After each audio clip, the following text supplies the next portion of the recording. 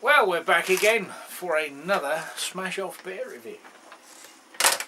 And today, straight off the back of Scoosie's Munich malt with Northern Brewer, is my own Munich malt. That's how, in the interest of fairness, I'm not using one that I've stored here since the brew. This is the one that went down to Zippy and come back. And got a nicely damaged label. And got all discombobulated in the journey. But yeah, the original template. Don't think I'll be a contender for the label prize.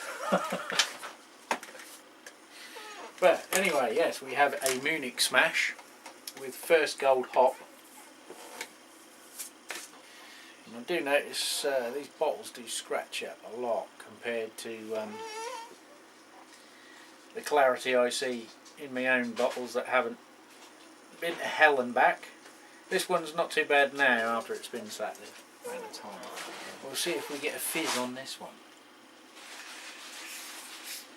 No, pretty understated that one actually.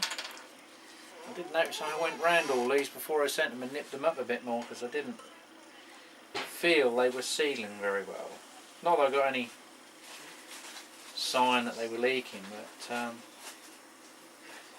not getting a lot of head at all. Strong malty smell with some of the fragrance of the hop. Just dumped a little bit of yeast in there as well. But, clarity slightly better than some of them. Aroma is very sweet,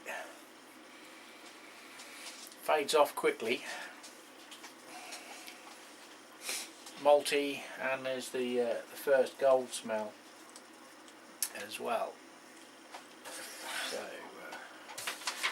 I'll score my own as well. Be interested to see what the other people compare. I'm showing mine against the fluorescent light I've got down there at Tams. It's sort of getting dusk now, so daylight's not a lot of use here. And yeah, clarity's not too bad.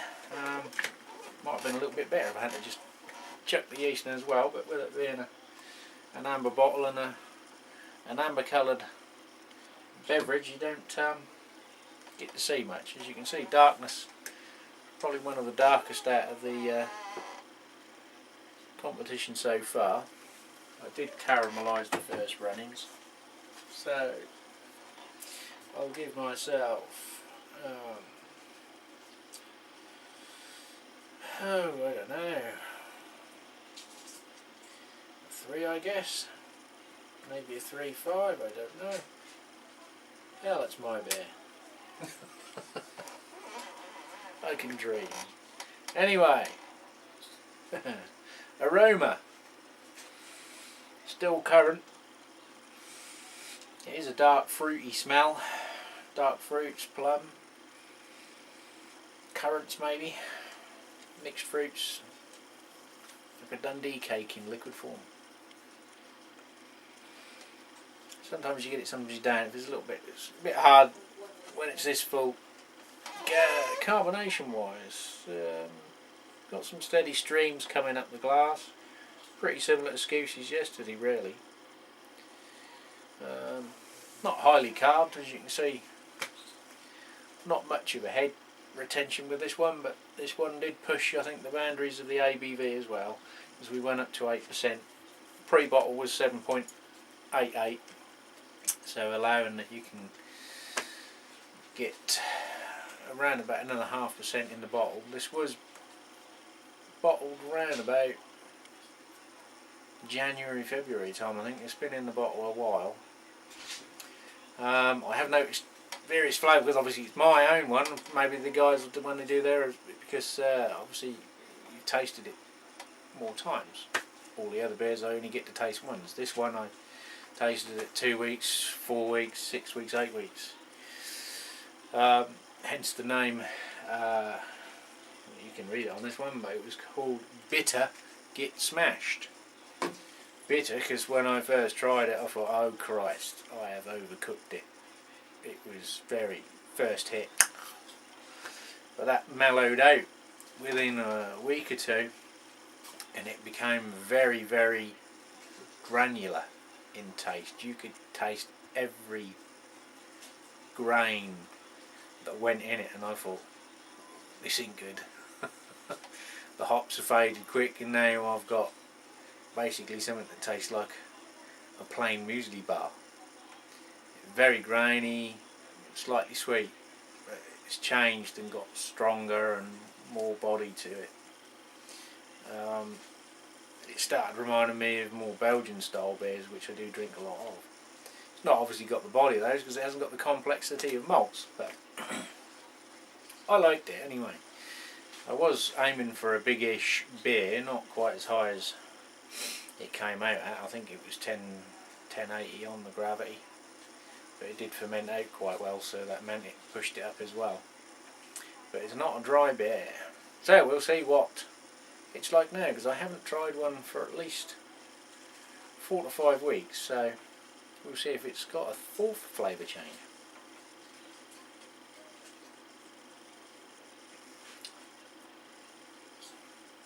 Very sweet. You get the hot bitterness coming in afterwards. Bit of the alcohol.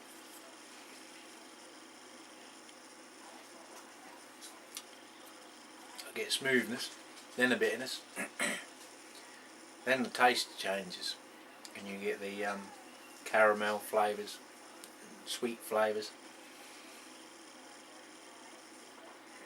Then it seems to give you a little hop flavour, which is, I presume is the first cold, but I can't really describe it as being anything specific on, you know, so slightly citrus. It's more, I would say, herbally. I mean, I didn't, at the time I brewed this, I didn't have a lot of hops to choose from. I had some which have been in the pack a very long while and not stored in ideal conditions. So I went for ones that I've bought some time back and had them, and went for the freshest pack, which I think they were 2012 hops, vacuum sealed in a oxygen barrier bag.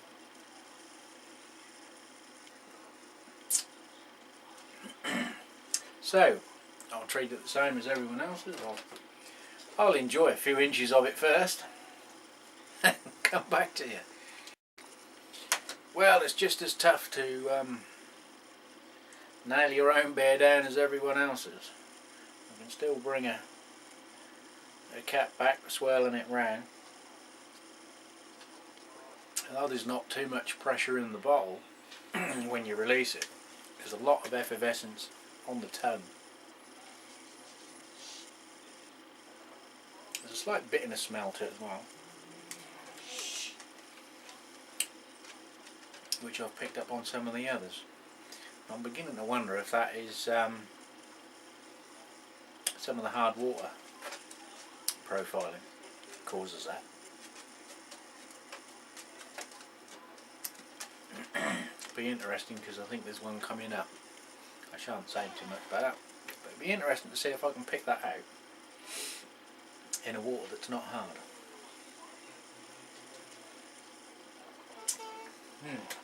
Yeah, I still get, well, my wife's had a try as well. She says some sort of citrusy tangs. In all fairness, I haven't checked to see what, I can't remember what First Gold is. I think it's herbal resins or not. I'll check. I'll go and check. Well, the little good book says orange, marmalade and spices come from First Gold. Maybe a little bit of bitterness from fruit rind, got orange rind. Marmalade, no.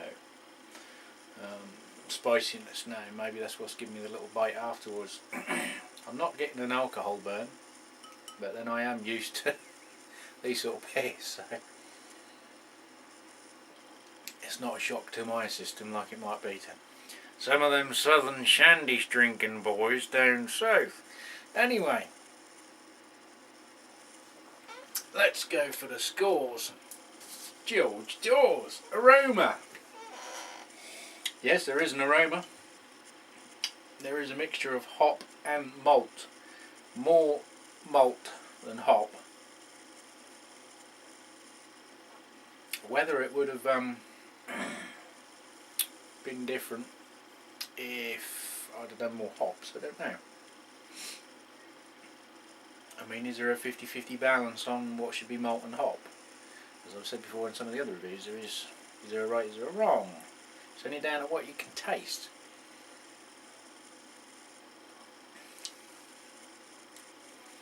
It does taste sweet. And it smells sweet as well. But you can also smell the hop. So I'll go 3 out of 5. Flavour. Well, is it a case of it's balanced? No. Is there flavours? Oh yes. There's alcohol. There's malts. Dark fruits. Strong. Is it the old Christmas cakes that are made with brandy in them? And you know, there's that sort of punch. So I'm going to give it a 7 on flavours.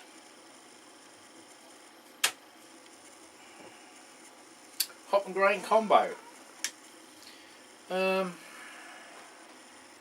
it's a German malt with an English hop. Not a marriage made in heaven, but it sort of worked. I think it balances out better than some others.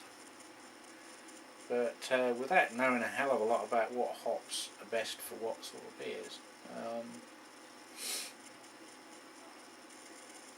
hop grain combo. Well, they sort of work. The fruitiness and bitterness of the hop counteracts to some degree the sweetness of the malt. Now, because there's an extra punch with this malt because it was caramelised and reduced, it favours on the sort of sweetness. And by the time I get to the bottom of this, you know you've had it. Which is what I like. So I'll go 3-5. So I'll tally my own beer up. Well, so that one tallies up to 17 on the scores, and I can feel it now soaking into the old brain cells, which is where I like them to be. Doing the good work of the malt. Anyway, I will see you in the next one. Cheers!